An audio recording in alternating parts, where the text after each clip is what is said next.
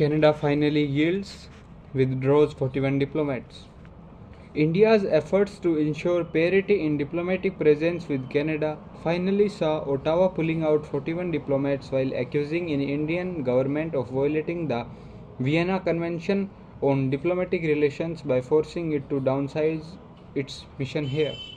India rejected Canada's argument and said the state of the bilateral relationship, which has been exacerbated by PM Justin Trudeau's allegations that Indian agents bumped off pro-Khalistan terrorist Hardeep Singh Nijjar and interference by Canadian diplomats in India's internal affairs, warranted parity in mutual diplomatic presence. Backing Israel, Ukraine crucial for US security, says Biden. Declaring US leadership holds the world together, President Biden told Americans post this Tel Aviv visit that the country must deepen its support of Ukraine and Israel and sought her $100 billion for aid and other efforts, including for Taiwan, smart investment that's going to pay dividends for American security for generations. Equating Putin and Hamas, he said they both want to completely annihilate a neighboring democracy. The statement came even as Pentagon said a US warship intercepted 3 cruise missiles and several drones launched by the Iran-backed Houthi movement from Yemen, likely towards Israel. PM launches India's first rapid rail, says will link Haryana, Rajasthan too. PM Narendra Modi on Friday flagged off Namo Bharat, the country's first semi-high speed rail transit system in Ghaziabad, calling it a glimpse of India of the future that is representative of the country's transformation. The 17-kilometer section from Sahibabad to Duhai depot that the PM opened is a part of 82-kilometer Delhi-Meerut corridor, scheduled to be operational in 2025. Modi announced that many areas of Haryana and Rajasthan will get Namo Bharat connectivity in the first phase of the project. The 2 other routes in the pipeline are from Delhi to Alwar via Gurgaon and Delhi to Panipat. All 3 routes will converge at the main hub at Sarai Kale Khan. The PM said similar transit system will be built in other parts of the country. Namo Bharat trains can hit a peak operational speed of 160 km per hour, the same as the Vande Bharat trains. Addressing a public meeting after the flagging of the train, the PM signaled it's another building block in the India's growth story, underlining the development plank of BJP in the run-up of the upcoming state elections in Rajasthan, Madhya Pradesh, Chhattisgarh, Telangana and Mizoram, and next year's Lok Sabha polls. Then next is Akhilesh Kamalnath war of words gets thriller. The battle of snarky sound bites between key India constituents Congress and Samajwadi Party got thriller on Friday when the former CM face-in MP Kamalnath responded to SP Chief Akhilesh Yadav's tit-for-tat jibe by a dismissive retort. Arey chhodiye Akhilesh ko. Akhilesh has accused Nath of creating confusion over the alliance for the assembly polls by saying the tie-up was only for Lok Sabha elections.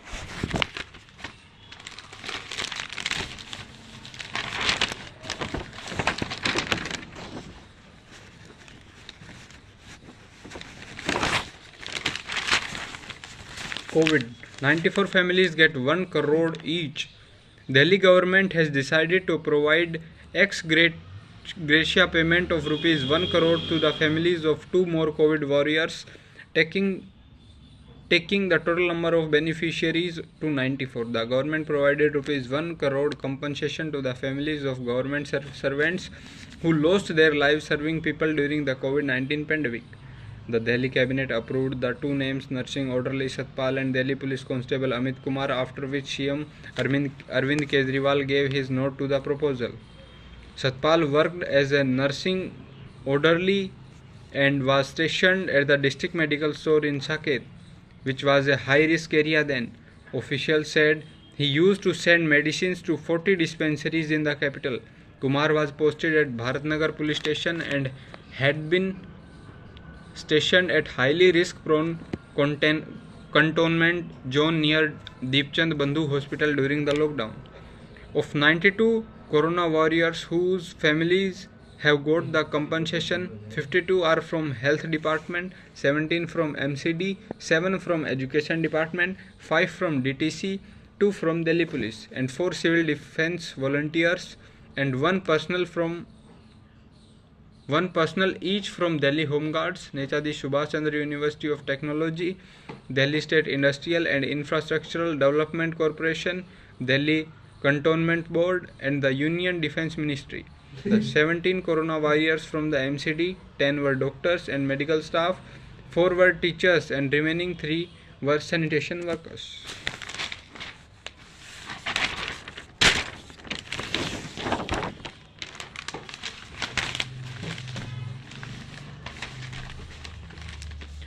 President returns bills on DERC chief's age. The President has refused to give approval and returned the bill passed by the Delhi Assembly proposing an increase in the retirement age of the Delhi Electricity Regulatory Commission chairperson and members from 65 years to 70 years, saying the Electricity Act was a central law and the Assembly did not have any power to legislate on it. The Assembly had in March 2022 passed the Delhi Electricity Reforms Bill 2022 and sent it to the President through the Lieutenant Governor's Office. Officials on Friday confirmed that the President had returned the bill to Assembly Speaker Ram Nivas Goyal. When asked on the sidelines of a press conference about the communications from the President's office and the next step the government might take, CM Arvind Kejriwal said he was not aware of the matter. I will get it checked, he said. The DERC has 2 members and a chairman. Their tenure is fixed at 5 years or attaining the age of 65 years, whichever is earlier. A retired justice of a high court is appointed. Sources said the government, by bringing the bill in the Assembly, was trying to amend the age criteria to avoid delay in the announcement of the annual power traffic by the regulator in the possible circumstance when both the chairman and members retire at the same time.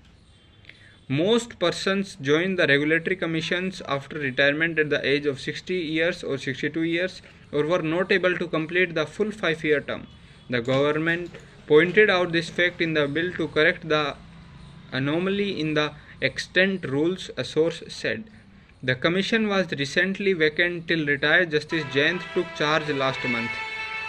At the time of the bill's passage in the Assembly, Justice Shabihul Hasnain was the chairperson.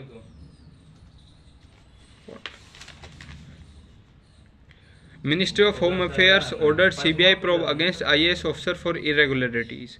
Acting on the recommendation of Delhi LG V.K. Saxena, Union Ministry of Home Affairs on Friday wrote to Central Bureau of Investigation seeking a probe against IAS officer Hemant Kumar for alleged irregularities in awarding compensation for land acquisition in southwest Delhi Bamnoli village. The ministry also placed Kumar under suspension with immediate effect.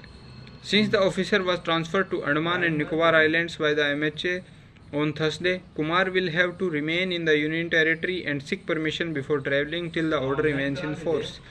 A 2013 batch AGMUT cadre Indian Administrative Service Officer Kumar, during his tenure the District Magistrate of South West District of Delhi as an arbitrator, had increased a compensation amount of 19-acre land being acquired by National Highways Authority of India from 41.5 crore rupees to 353.8 crore. According to a report of the Directorate of Vigilance of Delhi government, which was substantiated by the Divisional Commissioner, Kumar's reporting manager, the order, if implemented, would have put additional financial burden of rupees this on the government.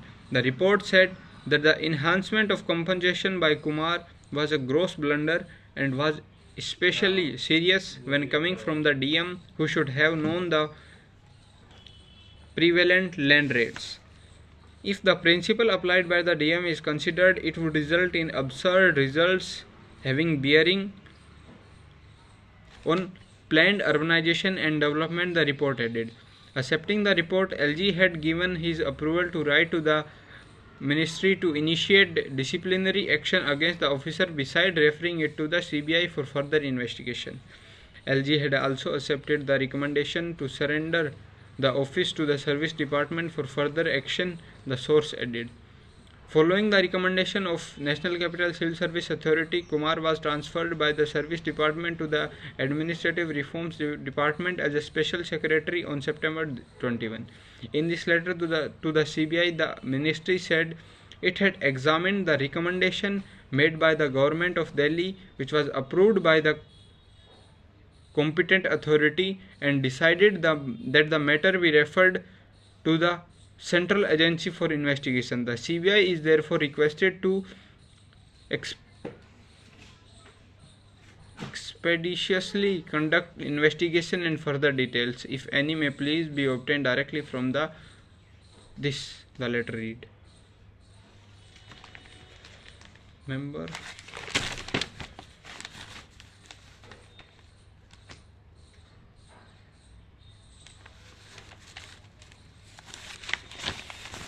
head to Mehrauli Archaeological Park for a glimpse of restored structures.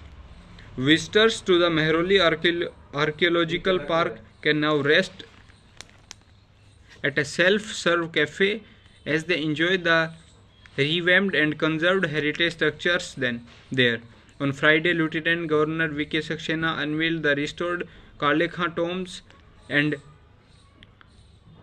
Metcalfe Boat House, a guest house and circular house plus rejuvenated water body with illumination installation. Saxena said the park had been transformed in 6-7 months. People of Delhi deserve places where they can spend leisure time with their families, he said. The cost of the revamp was around this. Meenakshi Lekhi, Union Minister of State for Culture, was also present on the occasion. Metcalfe Boat House is believed to be a Lodhi era tomb, which was later modified by East India Company civil servant Thomas Metcalfe and included in Dilkhush, his summer house. The original square tomb has semicircular arches which indicate British intervention. The building led to the artificially created water body that fills up during the rains. Balban's tomb complex, once completely overgrown with the wild vegetation, has been cleaned and restored to show the 13th century architecture. A green area has also been created around the historic structure. The park, which is located on the Delhi Development Authority land, was an ordinary green space before restoration, said DDA Vice Chairperson Subhashish Panda. We realized the spot offered a fantastic environment for tourists and local residents, he told. There are 55 monuments in the park, some of them belonging to ASI and the State Archaeological Department. The remaining are on our land, so it's our responsibility to maintain them. Panda revealed that the Metcalfe Boat House, it's not boat house, it's boat house.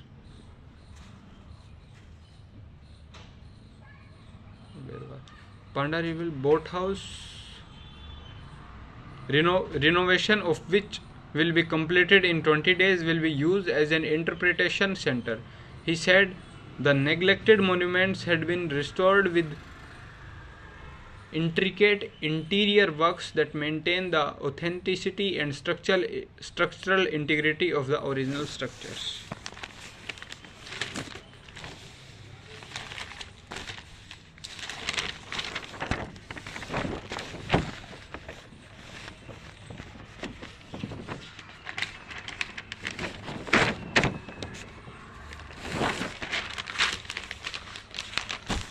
NCR buses will need clean fuel from November 1.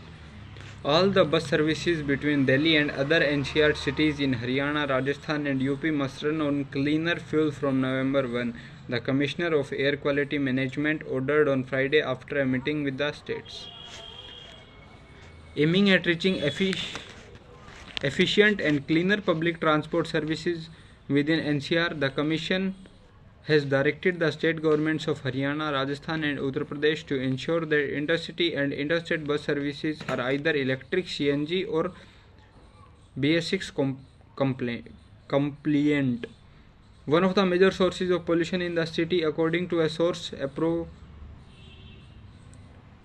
apportionment study carried out by the Energy and Resources Institute of Automotive Research Association of India in 2018, is transport, which contributes 39% to the PM 2.5 in Delhi air and 13% to the NCR's air.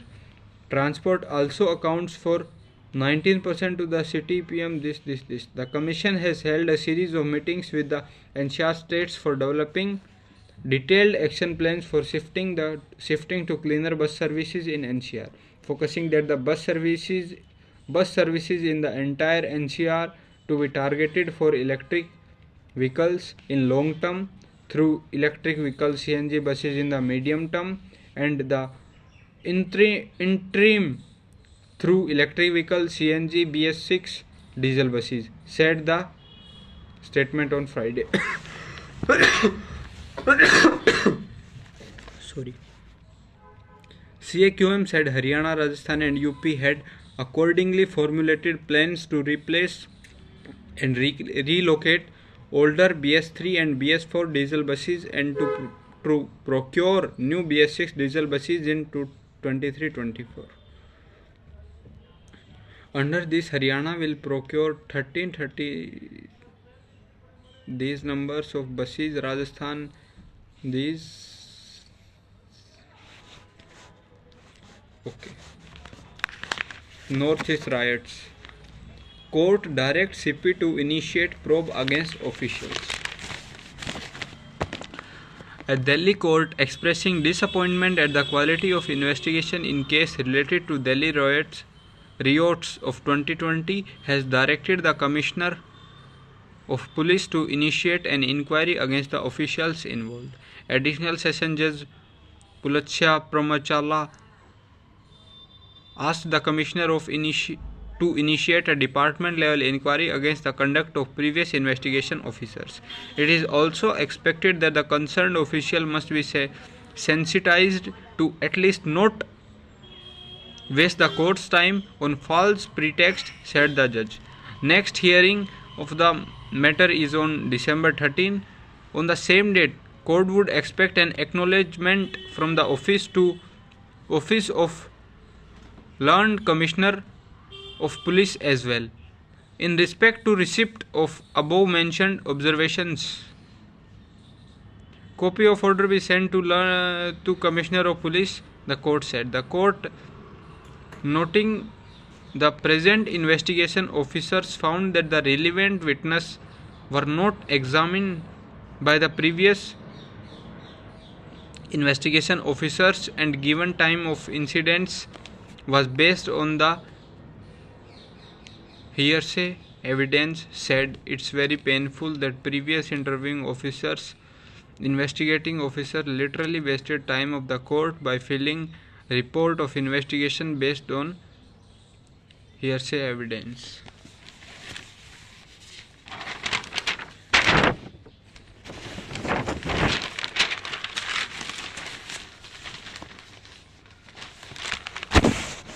China's to build up LAC infrastructure work still on Pentagon. China has not reduced its massive additional military deployments along the line of actual control with India and continues to develop border infrastructure like underground storage facilities, roads, dual-use villages, airfields, and helipads as per the Pentagon.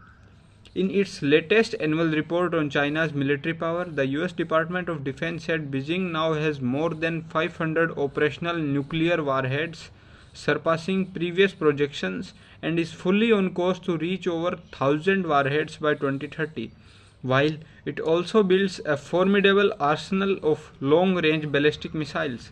US has this number of active nuclear warheads, with the total number of this compared to this of Russia India in turn has 164 and Pakistan 170 warheads as per the assessments reported by Times of India earlier.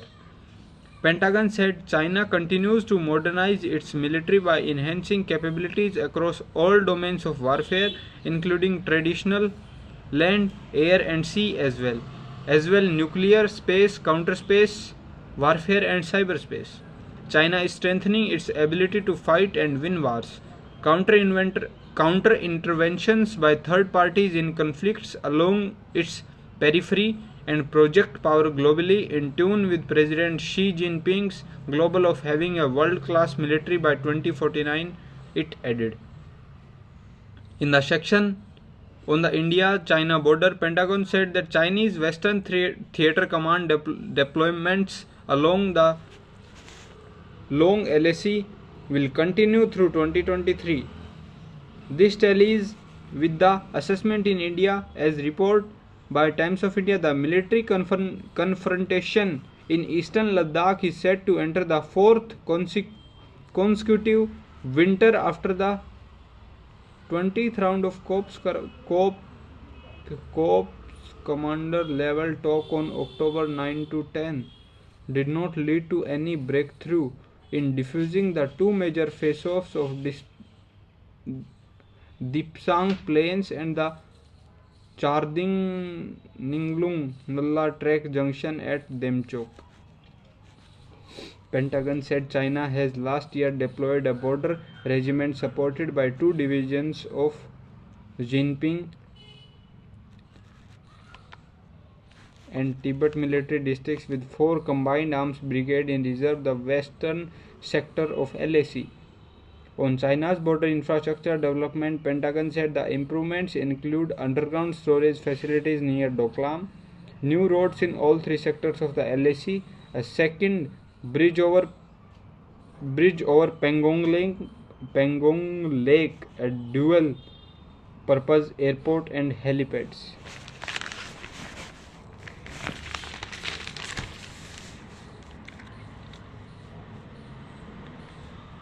Kamalnath must apologize.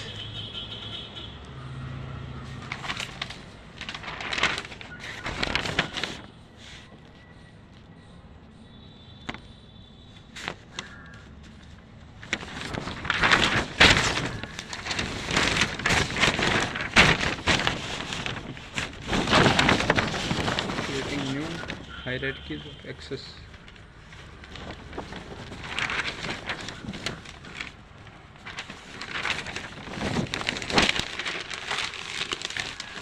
While the Gaza is on Gaza. No matter how upset or angry you are, no matter how desperate you are to be heard, nothing can justify the killing of children. There is no debate that what Hamas did to Israel and condemnable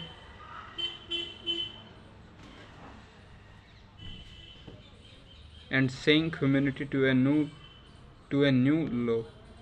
Indiscriminate killing of civilians, taking through hostage and opening fire at a music concert have shaken, scarred and scared Israel. If this is not terrorism, what is? The purpose of the article is not to diminish the severity of Hamas' terrible actions or the pain it caused Israel. Support for Israel is unequivocal and it has the right to defend itself. However, support for Israel doesn't have to mean a carte blanche that it can do anything. The sentiment cannot be Israel has suffered so much that from now on it can do no wrong. Because here's the thing, Israel's response to Hamas terror attacks of bombing the hell out of Gaza while depriving ordinary Gaza residents of power, water, food, medicines and a roof over their head is against Israel's self-interest, let alone causing enormous suffering to an entire people. Israel is doing what it is out of emotion, hurt and a desire for revenge, a desire to reset the narrative and feel in control. Except sadly actions emerging out of anger and better without emotion. pummeling Gaza and making life hell for millions of improvised Palestinians there is not going to serve Israel well in the long term. It will only build more resentment and hatred against Israel. Palestinians can't simply be wished away, and the surviving millions will harbor resentment against Israel, which billions of Muslims around the world may also harbor when they see Palestinian children suffered to Israel's response. Okay.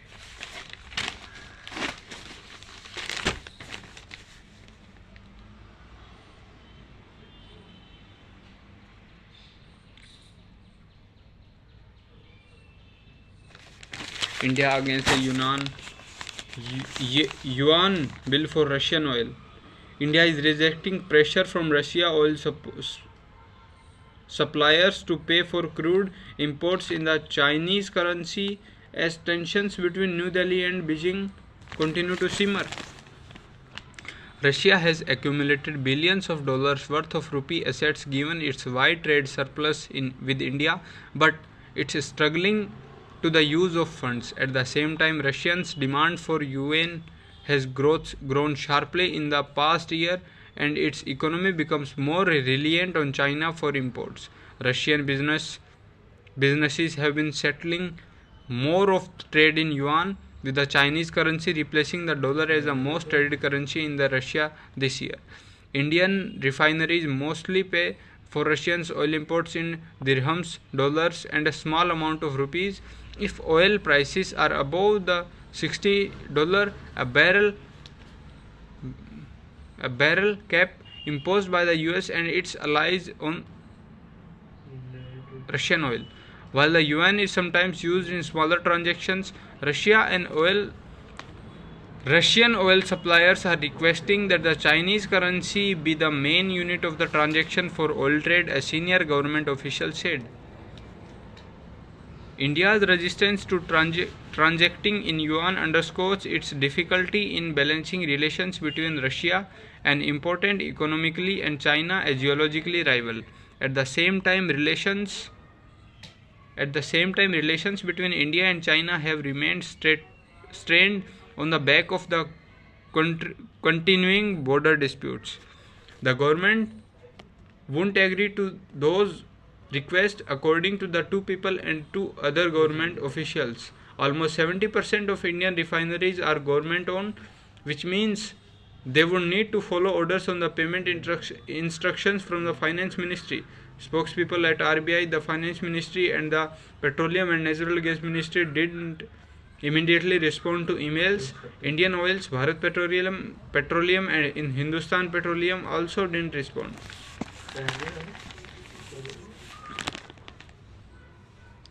Adani raises $3.5 billion to refinance cement debt. Adani Group has raised this number from 10 global banks to refinance debt used to purchase Ambuja Cement, said ACC, in a sign that the company is moving past the Hindenburg crisis. The refinancing will result in overall cost saving of this million for Adani Cement, a company statement said. Adani Cement, through Endeavour Trade and Investment, has entered into definitive agreements for the facility, the company said in a statement on Friday. The deal, among the top 10 biggest loans in India this year, was concluded with a group of 10 international banks with a debt maturity of up to 3 years, the company said. Endeavour has incorporated by Adani Group for its acquisition of Ambuja and ACC from the Holcim Group for $6.6 billion in 2022. The Gautam Adani-led group statement said the completion of the refinancing underscores its ability to access the global financial market and highlights its strong financial position. The facility is a part of Adani Cement's strategic capital management plan, which was outlined in September 2022.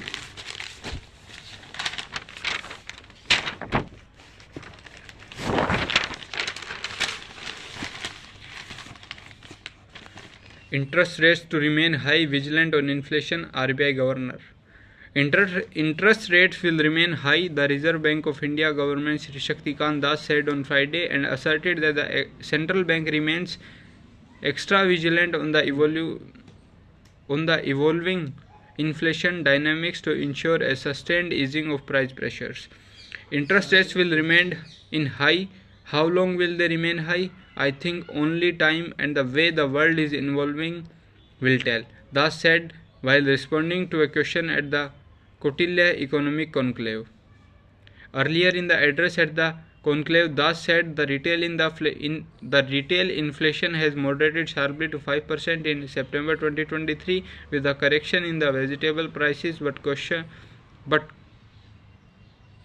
caused that the outlook on food inflation, however, is beset with uncertainty. The RBI governor said core inflation has eased by around 170 basis points to 4.5% from its recent peak in January 2023. As evident from our survey of September 2023, there is further progress on anchoring of inflation expectations, which entered single-digit zone to the first time since the COVID-19 pandemic.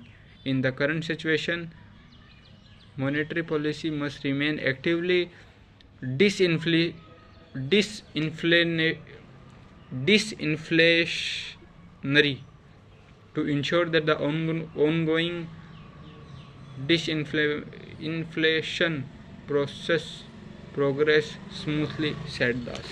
Okay, thank you, bye bye.